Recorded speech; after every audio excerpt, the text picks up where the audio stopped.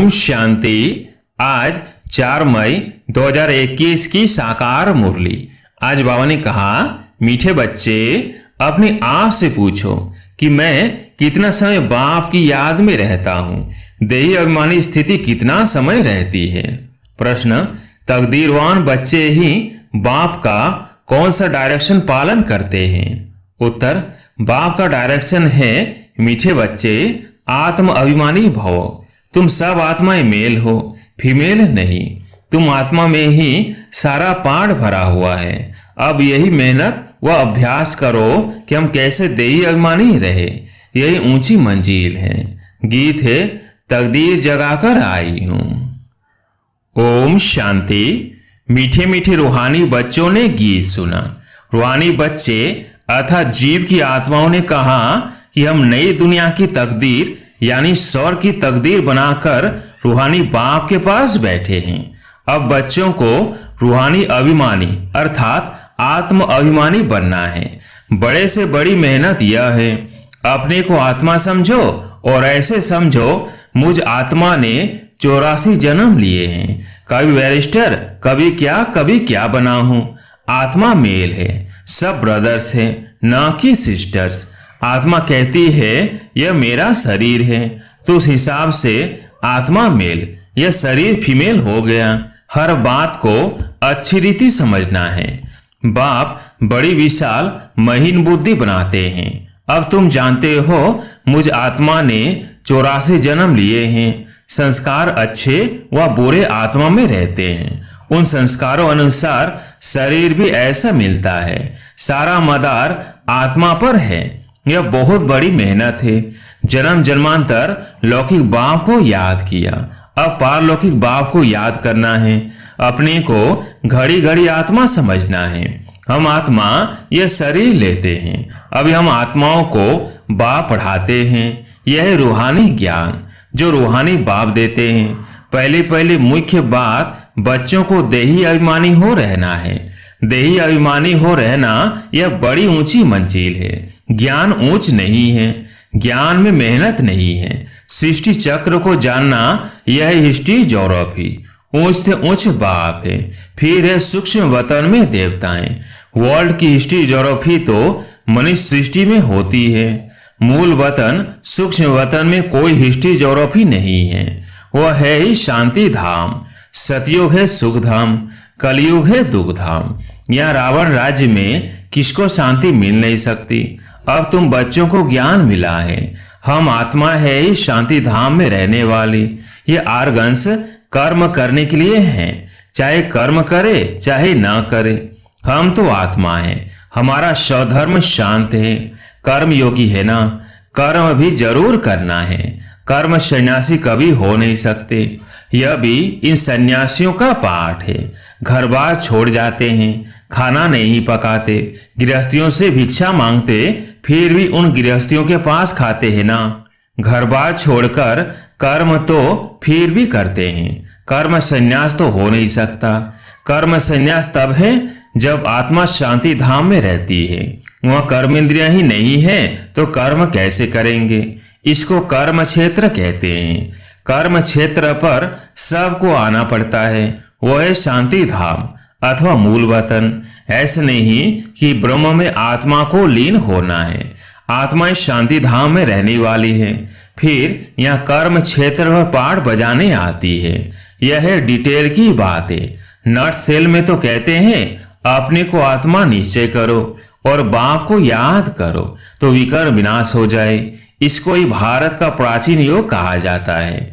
वास्तव में इनको योग भी नहीं, याद कहना चाहिए। इसमें मेहनत है।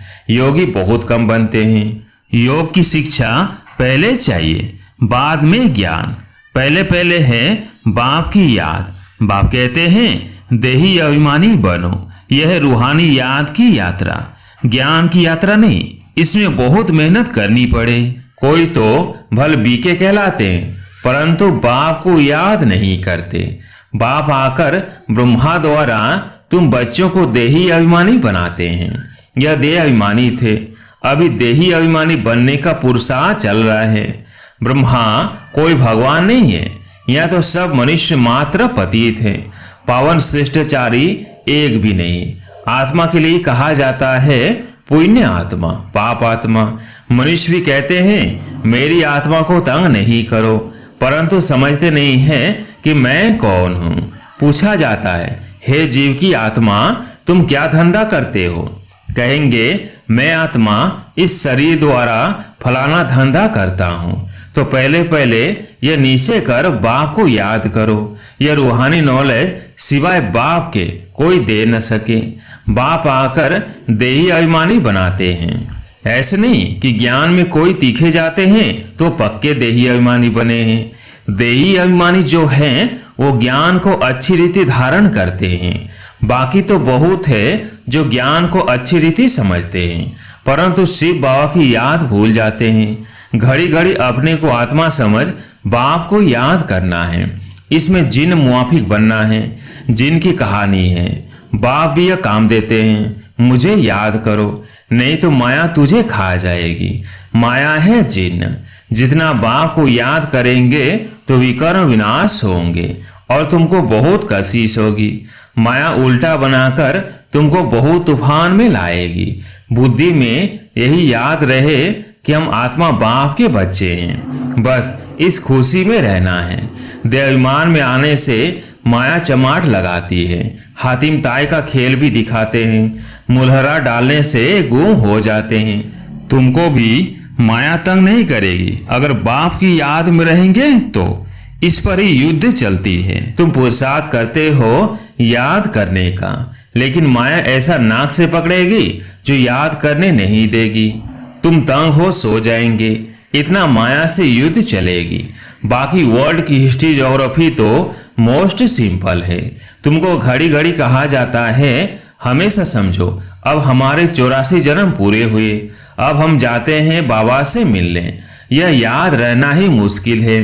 बाकी किसको समझाना कोई मुश्किल नहीं है। ऐसे नहीं हम तो बहुत अच्छा समझाते हैं। नहीं, पहली पहली बात ही है याद की।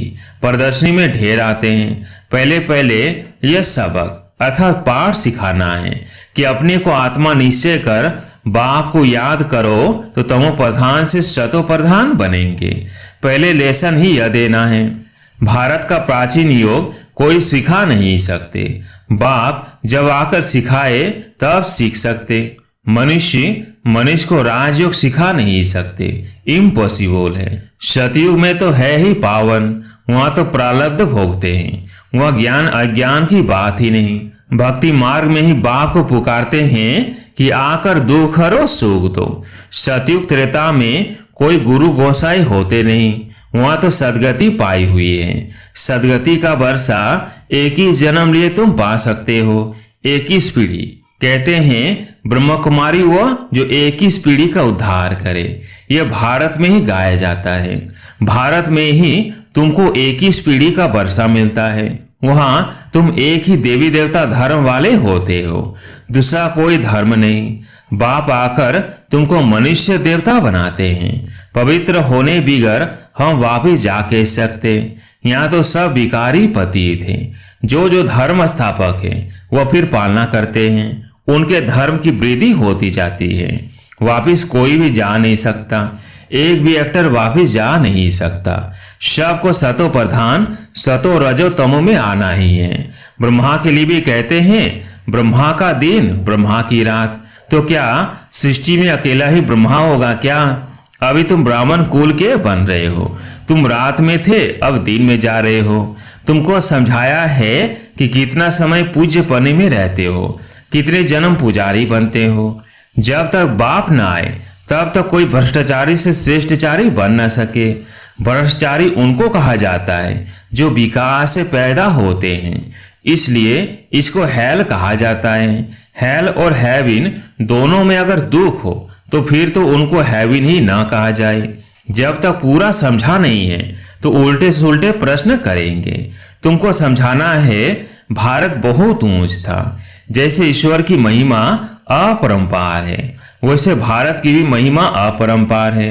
भारत क्या था? ऐसा किसने बनाया?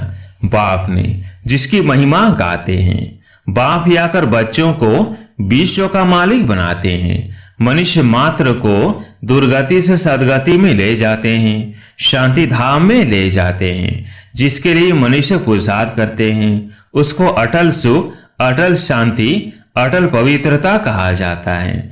वहां तुम सुख में भी हो, शांति में भी हो, और बाकी आत्माएं शांति में रहती है। मैक्सिमम जन्म तुम लेते हो, बाकी मिनिमम वाले अटल शांति में रहते हैं। वह जैसे मच्छरों सदृश आए, एक आधा जन्म पाठ बजाया, या क्या?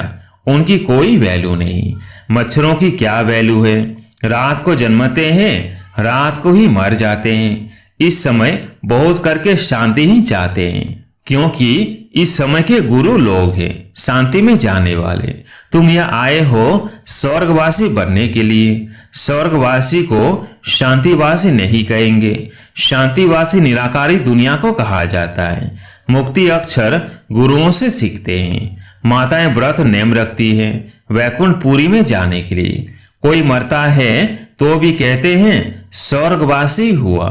कोई होता नहीं है, लेकिन भारतवासी हेवन को ही मानते हैं। समझते हैं भारत पैराडाइज था। शिव बाबा भारत में ही आकर स्वर्ग की रचना रचते हैं, तो जरूर यहाँ ही रचेंगे, स्वर्ग में तो नहीं आएंगे। कहते हैं मैं आता हूं स्वर्ग और नरक के संगम पर। कल्प कल्प के संगम पर आते हैं। उन्होंने फिर युगे युगे लिख दिया है। कल्प का अक्षर भूल गए हैं। यह भी खेल बना हुआ है, फिर वही रिपीट होगा। इस अंतिम जन्म में तुम बाप को और सृष्टि चक्र को जानते हो, कैसे स्थापना होती है नंबर वार। सो अब तुम जानते हो ये सारा खेल तुम भारतवासियों पर ही बना हुआ है। अभी तुम बाप द्वारा राजयोग सीखते हो, बाप की याद से ही राज्य पाते हो। चित्र भी खड़े हैं ना, ये सब चित्र किसने बनाए? इनको कोई गुरु गोसाई तो है नहीं। अगर कोई गुरु होता तो भी गुरु एक शिष्य थोड़ी होता, अनेक होते ना। यह नॉलेज सिवा एक बाप के और कोई जान ना आ सके। बहुत लोग पूछते हैं ये चित्र तुम्हारे दादा ने बनवाए हैं? यह तो बाप ने दिव्य दृष्टि से साक्षात्कार कराया है। यह तो बाप ने दिव्य दृष्टि से साक्षात्कार कराया है। वैकुंठ का भी साक्षात्कार कराया है। वहां कैसे स्कूल चलती है, क्या भाषा होती है, सब साक्षात्कार किए हैं। बच्चे भट्टी में थे तो बाबा बच्चों को बहलाते थे। कराची में सिर्फ तुम ही अलग रहे हुए थे, जैसी अपनी राजाई थी, अपनी तात, अपनी बात, दूसरा कोई समझ न सके। समझते थे यह खुदा परस्त है। बाबा ने समझाया है तुम हो नंस, नन वट वन। एक बाप के सिवाय और कोई को याद नहीं करना। वो नंस क्राइस्ट को ही जानती है, उनके सिवाय कोई को नहीं। तुम जानते हो बरसा एक शिव बाबा से मिलता है। शिव बाबा तो है ही बिंदी, वो भी कोई द्वारा ही समझाएंगे ना। प्रजापिता ब्रह्मा तो जरूर यहाँ होगा। बाप कहते हैं इनके बहुत जन्मों के अंत के जन्म में पति शरीर में प्रवेश करता हूँ। अच्छा, मीठे मीठे सिकिलदेव बच्चों प्रति माता पिता बाप दादा का याद प्यार और गुड मॉर्निंग। रूहानी बाप की रूहानी बच्चों को नमस्ते। हम रूहानी बच्चों की रूहानी बाप दादा को याद प्यार गुड मॉर्निंग नमस्ते नमस्ते। धारणा के लिए मुख्य सार। पहला पॉइंट, ज्ञान को अच्छी रीति धारण कर देही अभिमानी बनना है। यही मेहनत है, यही ऊंची मंजिल है। इस मेहनत से आत्मा को शतो प्रधान बनाना है। दूसरा पॉइंट, जीन बनकर याद की यात्रा करनी है। माया कितने भी विघ्न डाले, लेकिन मुख में मुलहरा डाल देना है। माया से तंग नहीं होना है। एक की याद में रहकर तूफान हटा देने हैं। आज प्यारी मीठे बाबा का वरदान, अलौकिक खेल और खिलौने से खेलते हुए सदा शक्तिशाली बनने वाले अचल अडोल भव। अलौकिक खेल और खिलौने से खेलते हुए सदा शक्तिशाली बनने वाले अचल अडोल भव। अलौकिक जीवन में माया के विघ्न आना भी अलौकिक खेल है। जैसे शारीरिक शक्ति के लिए खेल कराया जाता है, ऐसे अलौकिक युग में परिस्थितियों को खिलौना समझकर यह अलौकिक खेल खेलो। इनसे डरो व घबराओ नहीं।